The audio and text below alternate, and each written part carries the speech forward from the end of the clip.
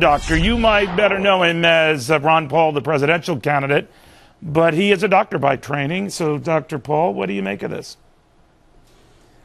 Well, I think it is not a bad idea to look at over-testing, but I don't think you can deal with over-testing without talking about, the legal and the lawsuits. When you go to the emergency room, believe me, you get over-tested. But it's the threat of a lawsuit that prompts so much of that. Decisions of over-testing or under-testing should be made the old-fashioned way, a decision between the doctor and the patient. So once the government gets involved, or insurance companies, when they become the third party payment encourages over-testing as well.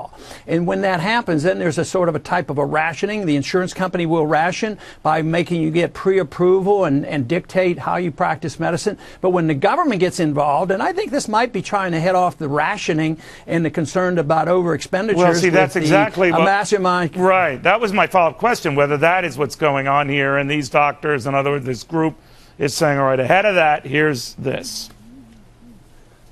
Yes, I think so, because the insurance companies are very much in bed with the government. When there's negotiations in Washington, whether it's prescription drug programs or health care, the health companies, the insurance companies are very much involved in the drug companies as well. So they're very close to government. No matter Blue Cross and Blue Shield actually started, and they work very, very closely with Medicare and Medicaid, and especially Medicare. So, yes, I don't think it's as easy to separate those two.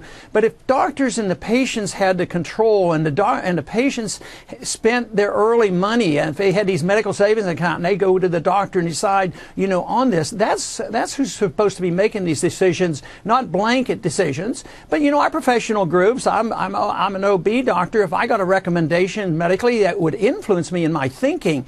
But I think medicine is much more complicated. We have way too much government, and the expenses are off. Once you pump money into anything, whether it's education or housing or medicine, prices go up, and then they start worrying about rationing care. I think that's what's really coming to us. That would be inevitable, just doing the math. But, Congressman, on what the president has been saying about the Supreme Court, about justices and their role, and about being activists and what have you, I thought strange, his talking about political activism one way or the other, but be that as it may.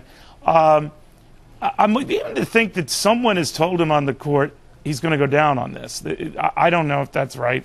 But what do you think of his, I wouldn't call it belligerent, but clearly in-your-face approach to the Supreme Court? Well, it's more than he should be, but that's what the tradition of the presidents have been in the last half a century. The presidents write too many executive orders. They go to war without declarations. They act outside the law. For them to overstep and tell the Supreme Court what to do or have political influence, that really is to be expected. This whole question of judicial review should be rethought, because in our early history, and Jefferson didn't think a whole lot about it, that if it was a bad law and it was unconstitutional and the states didn't like it, they didn't have to live by it. Or if they didn't like what the Congress was doing and they were doing these things, we were supposed to throw our congressmen out. Originally thought, it was never thought the Supreme Court was to have control over every piece of legislation. Just look at the power of one Supreme Court justice.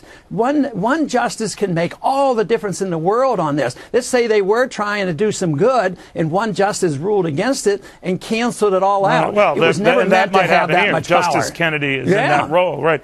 Let's switch to, we had 3 more primaries last night.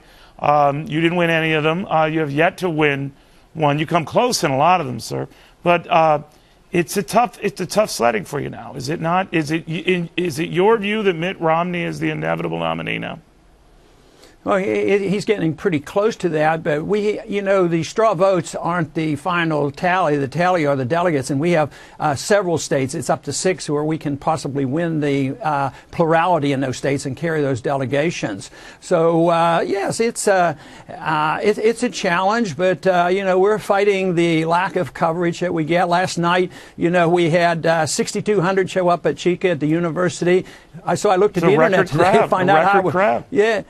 I looked for a release on this or an article, so I looked at the internet and they said, "Where's Ron Paul? He's disappeared. He's awfully quiet these days." Of course, we didn't think we were very quiet last night. We thought we had a great turnout. But, we have to buck the trends. The status quo and the people in charge aren't too interested in hearing the challenges that I have with our foreign policy and our monetary policy. You're staying in this race. You're not going anywhere. It doesn't look like Newt Gingrich, even though he's downsized his campaign a bit, is leaving the race, per se. Rick Santorum staying on at least through Pennsylvania. So you guys are sticking this through, right? Well, I think that's what the people who support me want me to do, because they don't think we should quit when we're only halfway through the race. And there's a lot of people working their way through the delegate process, and that takes a while. That might be till June or so before Understood. we even know what has to come what on. end then, Congressman? I mean, it's a given that you're going to have a big role at the convention. I think Mitt Romney has told me that himself. But beyond that, what would you want?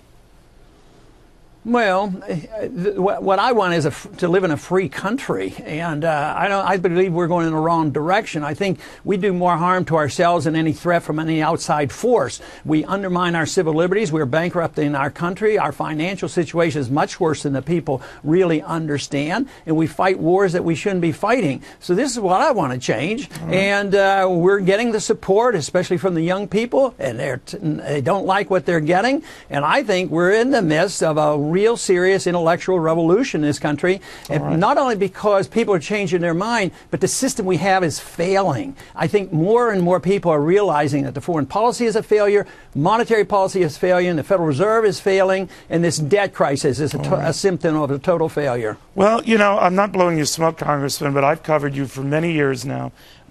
You're as honest as the day is long, and as prescient on these economic developments as anyone I know, long before anyone else. So you do have a role to play, big role. Congressman, always a pleasure. Thank you.